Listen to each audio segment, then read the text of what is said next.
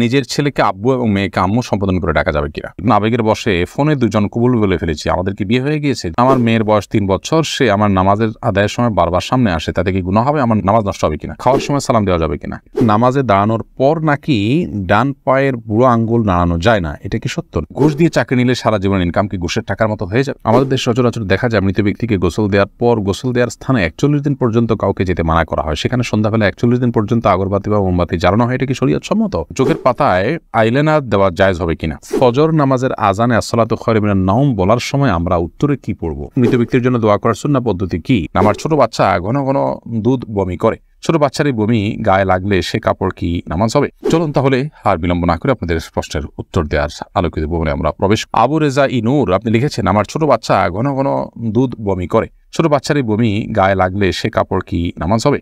বাচ্চা যদি বমি করে এবং সেটা আপনার কাপড় লেগে যায়, অবশ্যই যে অংশ লাগবে সে অংশ নাপাক হবে, অংশ আপনি ধুয়ে ফেলবেন, বাকি কাপড় পাক আছে বাকি থাকবে, যেটুকু লাগবে সেটুকু ধুয়ে ফেললে পাক হয়ে যাবে।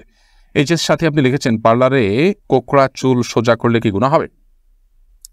কোকড়া চুল আপনার যদি মনে করেন যে এটা আপনার সৃষ্টিগত একটা সমস্যা, আপনার এটা রোগের মতো অস্বাভাবিকতা আছে এর মধ্যে, তাহলে সেক্ষেত্রে এটা সোজা করার জন্য আপনি চেষ্টা করলেন এবং ব্যবস্থা নিলেন, তাতে ইনশাআল্লাহ গুনাহ হবে না। রেজাউল আমিন আপনি লিখেছেন, অনেক বয়স হওয়ার পরও আমার বড় ভাই বিয়ে করছে না, পরিবার চাচ্ছে আমাকে বিয়ে করাতে, কিন্তু আমি সমাজের মধ্যে লজ্জিত হয়ে যাচ্ছি, আমার কি করণীয়? লজ্জিত হওয়ার কিছু নেই, বিয়ে বড় ভাইয়ের আগে ছোট ভাই করলে যে কোনো গুনাহ হয় এরকম না, এটাকে দোষণীয় মনে করাটা আমাদের সমাজের ত্রুটি বরং, অতএব সমাজের ভুল ভাঙার চেষ্টা করাটা দোষণীয় কিছু না। আপনার পরিবার যে আপনাকে বিয়ে করতে চাচ্ছে এটাই তো শুকর আদায় করার মতো বিষয়। যে অনেক পরিবার তো বড় ভাই বিয়ে না করলে ছোট ভাইকে আটকে রাখেন, আপনার বড় ভাই আটকাচ্ছে না, আমার মনে হয় আপনার বিয়ে করতে আগ্রহী হওয়া উচিত। নারুজ্জামান সরকার এর থেকে আপনি লিখেছেন, ঘুষ দিয়ে চাকরি নিলে সারা জীবন ইনকাম কি ঘুষের টাকার মতো হয়ে যাবে? না, ঘুষের টাকা দিয়ে ঘুষ দিয়ে যদি চাকরি নেন, চাকরিটা যদি হালাল হয় তাহলে আপনার সারা জীবনের ইনকামটাই হারাম হয়ে যাবে, এটা সেরকম না। তবে ঘুষ দিয়ে চাকরি দিয়ে যে অন্যায় করেছেন সেটুকু আপনি হারাম কাজ করেছেন এবং তার জন্য আল্লাহর কাছে আপনাকে তওবা করতে হবে, ইস্তিগফার করতে হবে এবং গুনাহ থেকে বেরিয়ে আসার জন্য চেষ্টা করতে হবে। পরবর্তী যেন আর কখনো না হয় বলে সে চেষ্টা করতে হবে, কিন্তু পরবর্তীর উপার্জনগুলো আপনার এর কারণে সবগুলো হারাম হয়ে যাবে না।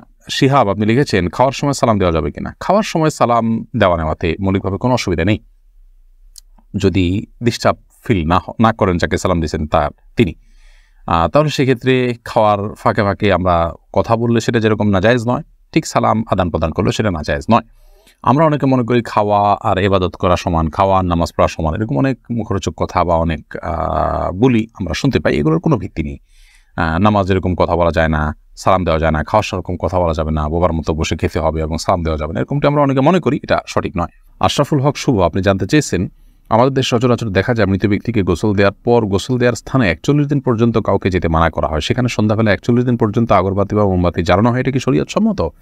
কোনো জায়গায় মৃত ব্যক্তিকে গোসল দেওয়া হলে সেখানে এই প্রথাটি আমাদের সমাজে অনেক ক্ষেত্রেই প্রচলিত আছে, যে আগরবাতি বা মোমবাতি ইত্যাদি সেখানে আপনার জ্বালানো হয় এবং সন্ধ্যাবেলা 41 দিন পর্যন্ত এই কাজটি করা হয়, কেউ সেখানে যেতে চাইলে নিষেধ করা হয়। এটি সম্পূর্ণ কুসংস্কার এবং এ ধরনের বিশ্বাসগুলো শিরকি বিশ্বাস, কুসংস্কারচ্ছন্ন বিশ্বাস, এর বেশিরভাগই এসছে হিন্দু সমাজ থেকে। একজন মুসলমানের এই সমস্ত কুসংস্কারকে বর্জন করা উচিত। যেখানে গোসল দেওয়া হবে সে জায়গার বিশেষ কোনো বিধান নাই, সেটা অন্য 10টা জায়গার মতোই একটি জায়গা। এমডি আরিফুল ইসলাম জানতেছেন, মৃত ব্যক্তির জন্য দোয়া করার সুন্নাহ পদ্ধতি কি? মৃত ব্যক্তির জন্য আল্লাহ তাআলার কাছে সাধারণভাবে দোয়া করবেন, আল্লাহ আপনি তাকে মাফ করুন, ক্ষমা করুন, ইস্তিগফার করবেন, কায়মন ওয়াক্যে আল্লাহর কাছে তার পক্ষ হয়ে সুপারিশ করবেন, ক্ষমা চাইবেন। এসএচ রুবেল, এছাড়া বিশেষ কোনো পদ্ধতি নেই, একত্র হতে হবে, লোকজন জড়ো করতে হবে, হুজুরদেরকে নিয়ে আসতে হবে, এমন কোনো কথা কোরআন হাদিসে আমাদেরকে বলা হয়নি। আমির আনুর আপনি লিখেছেন, চোখের পাতায় আইলাইনার দেওয়া জায়েজ হবে কিনা? আপনি আইলাইনার যদি দেন বা সাজসজ্জার জন্য দেন তাহলে সেক্ষেত্রে চোখের সৌন্দর্য বৃদ্ধি করার উদ্দেশ্যে দিতে পারেন, স্বামী থাকলে স্বামীকে প্রদর্শন করবার জন্য, কিংবা মাহারামদের সামনে শুধুমাত্র এটি প্রদর্শিত হবে। আর যদি রাস্তাঘাটে গায়ে মাহারামদের সামনে এটি প্রদর্শন করার উদ্দেশ্য হয় বা ওপেন সবার জন্য আপনি নিজের সৌন্দর্যকে প্রকাশ করার উদ্দেশ্যে দিয়ে থাকেন, তাহলে সেক্ষেত্রে এটা নাজায়েজ এবং গুনাহ হবে। ফখরুল ইসলাম মাহিন আপনি লিখেছেন, আবেগের বশে ফোনে দুজন কবুল বলে ফেলেছি, আমাদের কি বিয়ে হয়ে গিয়েছে? জি না, বিয়ে তো সহজ নয় যে আবেগের বশে দুজনে কবুল করে বলে ফেলছেন আর বিয়ে হয়ে গেছে। দুজন সাক্ষীর সামনে প্রস্তাব এবং কবুল হবে এবং অন্যান্য শর্তাদি পাওয়া যাবে, তখন সেক্ষেত্রে সেটি বিয়ে শরিয়ার দৃষ্টিকোণ থেকে বিশুদ্ধ এবং আপনার সঠিক বিয়ে হিসেবে বিবেচিত হবে। মাহমুদুল হাসান ভুঁইয়া আপনি জানতে চেয়েছেন, ফজর নামাজের আজানে আসসালাতু খায়রুম মিনান নাওম বলার সময় আমরা উত্তরে কি পড়ব? এক্ষেত্রে জমহুর ফোকাহা বা বেশিরভাগ ইমামগণের মত হলো সদাকতা ও বারারতা। আসসালাতু খায়রুম মিনান নওম মানে হলো সলাত বা নামাজ, এটা ঘুম থেকে উত্তম। এটি যখন মুয়াজ্জিন বলবেন তখন তাকে বলতে হয় সদাকতা ও বারারতা, অর্থাৎ হে মুয়াজ্জিন তুমি সত্য বলেছ এবং ভালো বলেছ, ভালো কাজ করেছ।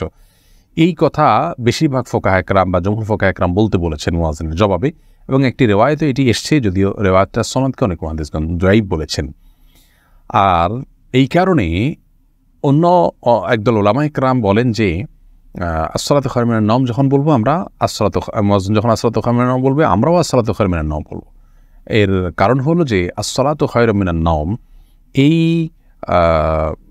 বাক্যটি মুয়াজ্জিনের বাক্য, আর এক্ষেত্রে নবী আলাইহিস সালামের সাধারণ যে নির্দেশনা বুখারী মুসলিমে আসছে যে ফাকুলু মিসলা মা ইয়াকুল ইযা সামি'তুমুন নিদা, যখন তোমরা মুয়াজ্জিনের আযান শুনবে ফাকুলু মিসলা মা ইয়াকুল মুয়াজ্জিন, তখন মুয়াজ্জিন যা বলবে হুবহু তোমরা তা বলো। শুধুমাত্র হাইয়া আলাস সালাহ হাইয়া আল ফালাহর মধ্যে নবী আলাইহিস সালাম ওই হাদিসে লা হাওলা ওয়া কুওয়াতা ইল্লা বিল্লাহ বলতে বলেছেন। অতএব দুইটা বাদে বাকি সবগুলোতেই ওই হাদিসের সাধারণ যে নির্দেশনা সেটা অনুযায়ী আসসালাতু খায়রুম মিনান নওম শুনলে আসসালাতু খায়রুম মিনান নওম অর্থাৎ হুবহু এটা অনুকরণ করার নির্দেশনা দিয়ে থাকেন। এসেছে রুবেল, আপনি জানতে চেয়েছেন আইডি থেকে নামাজে দাঁড়ানোর পর নাকি ডান পায়ের বুড়ো আঙ্গুল নাড়ানো যায় না, এটা কি সত্য? না, এরকম কোনো কথা আমাদের জানা নেই, প্রয়োজন হলে নাড়ানো যেতে পারে। সামি আপনি লিখেছেন মনের মধ্যে খারাপ চিন্তা আসলে কি করণীয়? মনের মধ্যে খারাপ চিন্তা যদি আসে তাহলে সেক্ষেত্রে প্রথমত সেখান থেকে নিজেকে সরাবার জন্য আপনার চেষ্টা করা। খারাপ চিন্তা যে কারণে আসে, যে জায়গায় গেলে আসে, বিচরণ করলে সেই জায়গাগুলোতে সরে আসা এটা কর্তব্য।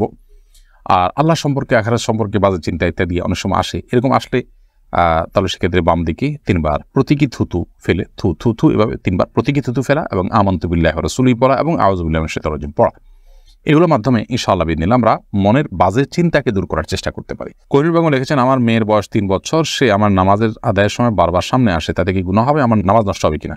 না, আপনার গুনাহ হবে না এবং আপনার নামাজ নষ্ট হবে না। তবে ছোট বাচ্চা আপনার নামাজের খুব বেশি সমস্যা তৈরি করবে এরকম মনে হলে অন্য কেউ থাকলে তাদেরকে দিয়ে তাকে ধরে রাখার বা তাকে নিয়ন্ত্রণ করার ন্যূনতম চেষ্টা করা উচিত। আব্দুর রহমান জানতে চেয়েছেন আমি একজন দর্জি, মহিলাদের পোশাক তৈরি করি। আমি যদি কোনো মহিলাকে তার ইচ্ছা মতো ডিজাইন জামা বানিয়ে দেই আর সে যদি সেটা পরে বেগানা পুরুষের সামনে যায়, দিকে আমার পাপ হবে? যদি এমন হয় যে পোশাকটা বানানোই হচ্ছে পাপের কাজের জন্য আপনি জানেন, তাহলে সেক্ষেত্রে তাকে সহায়তা হবে তার সেটা তৈরি করে দিলে। সেজন্য এটি তৈরি করার ক্ষেত্রে আপনি ডিনাই করা উচিত, এতটুকু এখতিয়ার অধিকার আপনার থাকা উচিত এবং ইমানি গায়রত যেটাকে বলে, ইমানি আত্মসম্মান বোধ সেটা আপনার থাকা উচিত। আর যদি এই লেভেলের সমস্যা না হয়, বরং এটা তিনি বাসায় পড়তে পারেন, তার স্বামীর সামনে পড়তে পারেন, বাহিরে পড়তে পারেন, কি করবেন আপনি জানেন না, তাহলে আপনি খুঁচিয়ে তাকে জিজ্ঞেস করার কোনো প্রয়োজন নেই এবং এর কারণে আপনার গুনাহ হবে না। তিনি যদি এটাকে অন্যায় কাজে ব্যবহার করেন ইনশাআল্লাহ আপনার গুনাহ হবে না। নিজের ছেলেকে আব্বু এবং মেয়েকে আম্মু সম্বোধন করে ডাকা যাবে কিনা? আম্মু ডাকতে কোনো অসুবিধা নেই, এটার উপকর্থে আব্বু আম্মু ডাকা হয়। আব্বু আম্মু ডাকার মানে এই না যে আমার কাগজে কলমে জন্মদাতা পিতা বা মাতা হিসেবে তাদেরকে ঘোষণা দিলাম, এরকম তো আর কেউ করে না। অতএব স্নেহের বসে তাদেরকে আব্বু কিংবা আম্মু ডাকাতে কোনো সমস্যা নেই।